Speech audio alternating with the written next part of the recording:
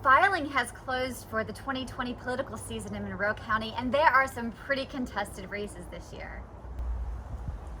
Hi, I'm Rebekah in the Keys, and today I'm going to be talking to Republican Mark Kohl, who is going to be facing incumbent Republican Dennis Ward in the primary on August 18th. The winner of that race will go up against Democrat Don Barrett in the election this November. Stay tuned to find out why Mark Kohl says that you should vote for him.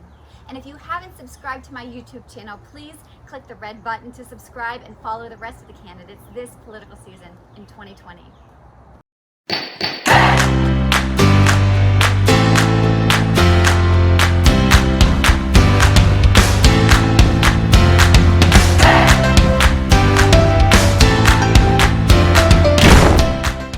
Hi, Mark. How are you doing today? Hey, Rebekah, I'm doing great. Thank you.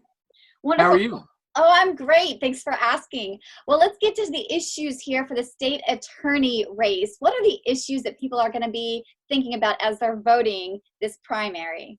Well, I'm hoping that the main issue they're going to be thinking about is ethics. That's the whole reason that I'm running, is I'm unhappy with the way that that Mr. Ward is handling things. I've been very unhappy with some of the things that have gone on in his office, like the suspension of one of his assistant state attorneys for unethical conduct.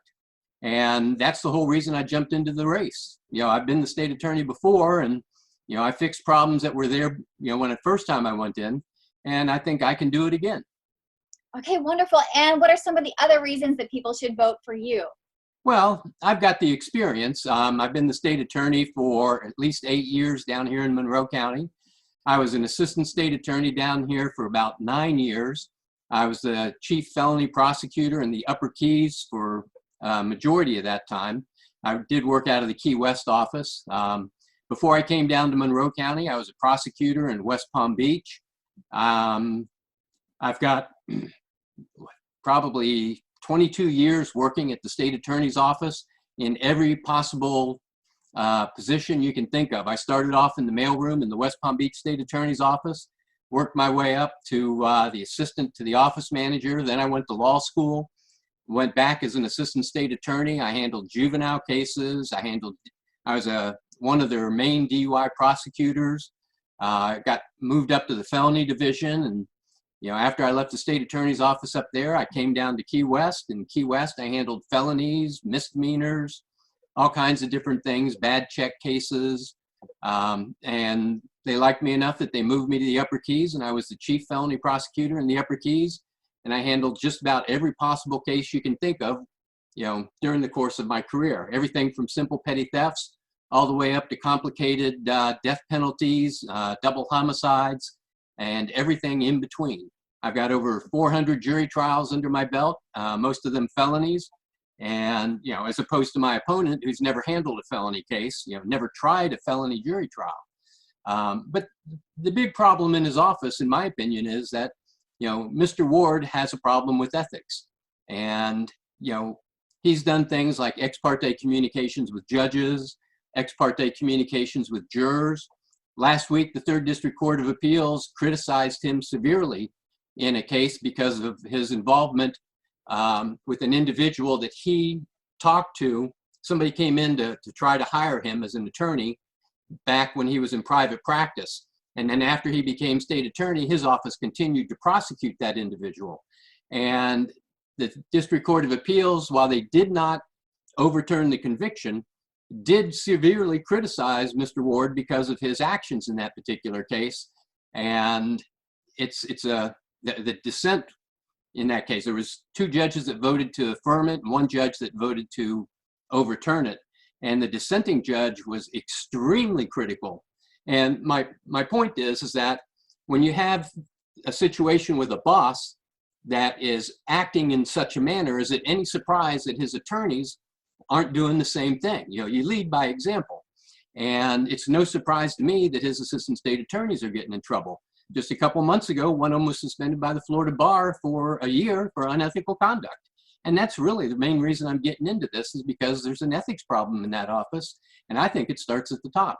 So you think you could be a good example for ethics here in this county? Well, you know, my reputation for being an ethical attorney is, you know, is well known.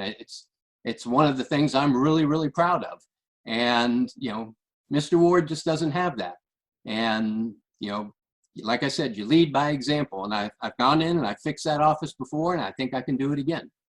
All right. Well, let me ask you this. How has coronavirus changed the way that people are campaigning this political season? Well, it's changed things dramatically. In the past, one of the things that a candidate would do is they would get out and they would try and meet the voters, as many as they possibly could. And you can't do that in this situation. If you did, I think it would be frowned upon by the voters because they would think you're being irresponsible. So that's one of the main problems. A second problem that's being created that I doubt very many people have considered is what it's doing from a financial standpoint. Political campaigns are run on contributions. And if you don't have the money, it makes it difficult to get your message out there. And it's difficult to ask people to contribute money to your campaign when they're having trouble making their bills because they're unemployed because they're having to stay home. And that's a huge issue. And, I'm still working on how to get around both of those. So, and I don't know anybody that's got a great idea. Well, what's one way that somebody can support you if they can't financially contribute and they do stand for what you believe for?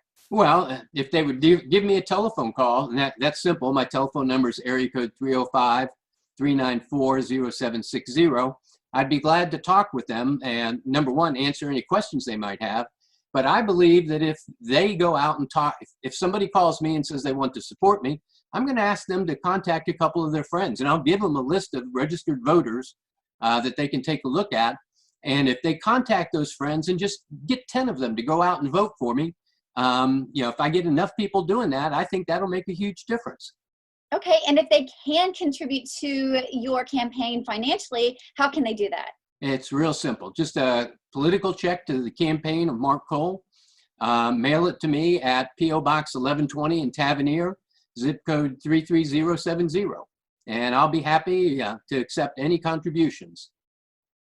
All right. Well, thank you for your time and good luck on the campaign trail this season. Thank you very much.